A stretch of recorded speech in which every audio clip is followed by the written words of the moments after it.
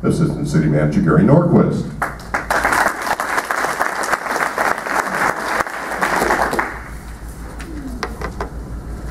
Good morning. I'm Gary Nordquist. City Manager Frank couldn't make it today. He's out of the country doing research for us. Frank's quite the academician. He really studies a lot about business development, economic development, and he had thoughts about bringing microbreweries, to the city of Wildomar.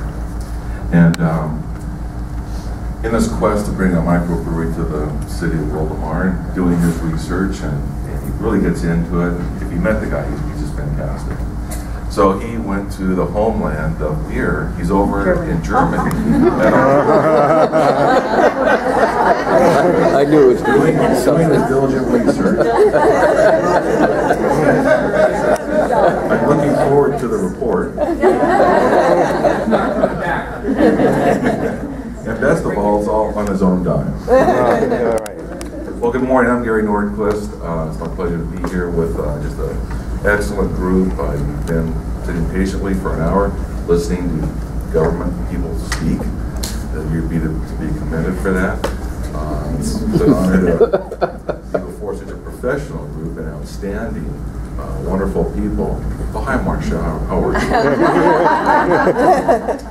you? Just briefly, let me give you an update on what's going on in the city of Wildomar. As you know, and as Sean said, the future really looks bright, and that's a theme that we continue with at the city of Wildomar, as the past has been, not since the early 90s have we seen these types of situations. And most recently, the governor decided to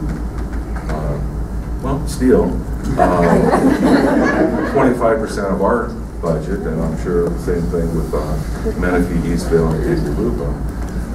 And for a newly incorporated city, it's tough. How do we survive with a 25% reduction in our budget? Our services all were reviewed, and we're a contract city, so I'm one of 5 city employees. Everyone else in the community, or in the city rather, city staff are contract employees. So if we don't have work at the front counter, we don't have the contract employees there. So we use them as they are needed. So we negotiated their labor rates. Council also negotiated our labor rates, and we've made the necessary cutbacks.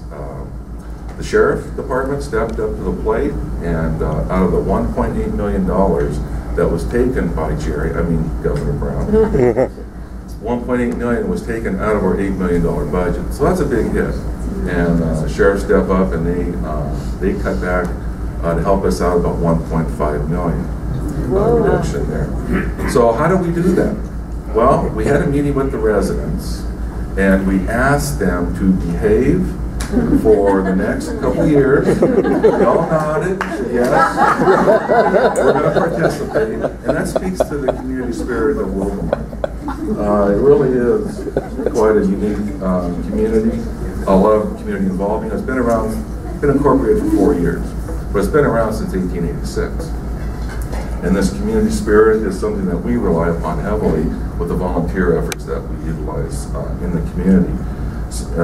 In addition to the governor taking our money, we also lost our park assessment fees, which for our 3 parks caused us some problem because we didn't have the money, separate source of revenue coming in to pay to keep those parks open.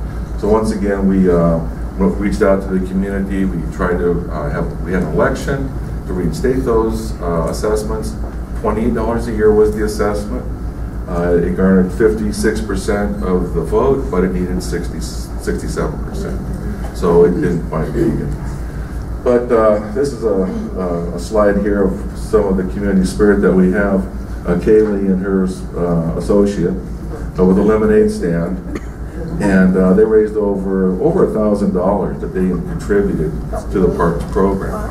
And we have other contributions being made by local businesses and residents to keep our parks open and help out. We partnered with Pop Warner and the Little League.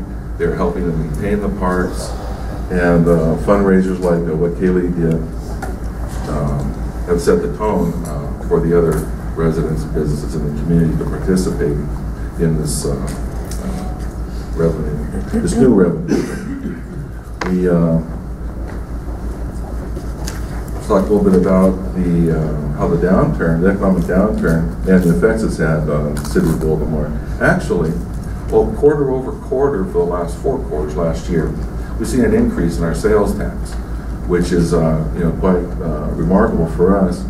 We attributed some of that to the fact that our ARCO station is now allowed to stay open beyond 9 o'clock to midnight. They have really helped contribute to the city's finances. City of Wildomar, we're proud that our Ann Sullivan School provided expansion to their needs at the preschool. It's a great school that has received many awards for its elementary, for its preschool program, and they've expanded their facility to make it for when people come and buy homes and live in the city of Wildomar. They have a opportunity to educate the children in a very good and expanded preschool. Another development that took place, or been taking place over the past year or so, was the new animal shelter over on Mission Trail. City of Wildomar was the location, but this is part of a joint powers authority with the other cities in the area that saw this facility open up in, just about a year ago, last October. And it's headquartered, like I said, it's located on Mission Trail. It's a very nice facility if you have an opportunity to go out there and take a look.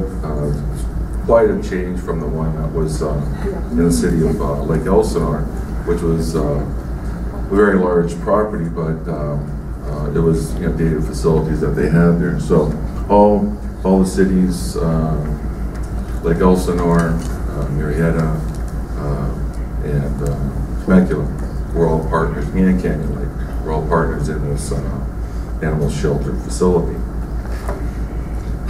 Another activity that we had, building activity, was the Elks Lodge, complete expansion of that activity, of that building rather, and provides a nice community center for the residents and for the members.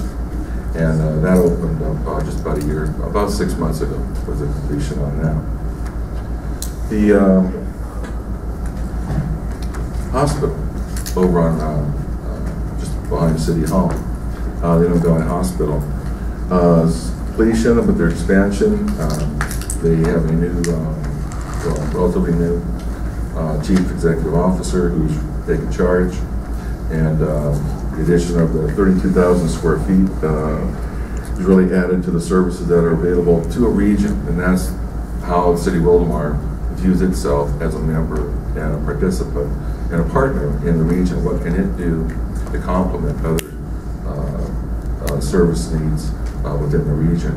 And this definitely will have a future impact on the care of residents. Probably one of the more exciting projects that we're looking forward to this year is the Clinton Keith overpass at the 15 freeway. Now this activity, I don't know how many years it's been in the works, but it is going to start construction in January. It'll be an 18-month construction period, so by summer of 2013, you will be able to cross the freeway within a day.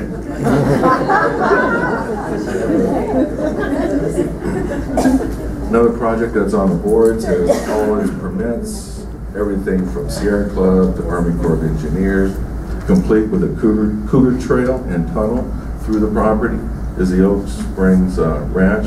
It's a multi-family and single-family development be right behind City Hall. It's just south of Clinton Keith, right next to the hospital, and we're looking forward to that development to start breaking ground this year. The Rotary, there was a mention of Rotary. Well, it was Bob. Yes. The barbecue, talk about the social events and social infrastructure that we have in the community. We've had 2 of these barbecue championships in the community. I was a judge in the first year, and it sounds like a great job. If you ever tried to eat, within a time period, it's not one of those hot dog contests. It's actually one of those types where who has the best ribs or chicken. And to be a judge, you have to eat like 15 pieces of ribs. And I signed up for 2 events, and it just it was too much for me. I did the one event. It was a wonderful activity, being a judge. But coming out to one of these events that are available within the community is quite fulfilling, you could say.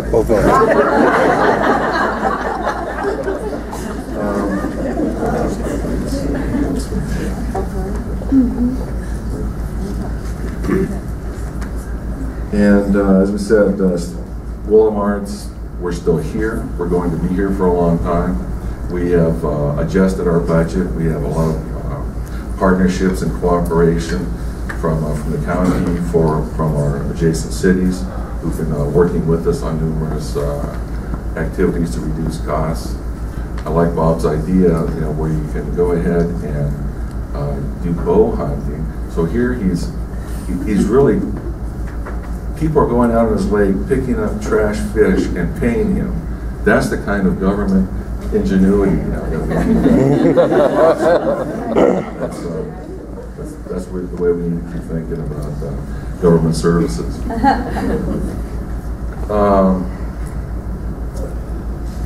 That completes my presentation.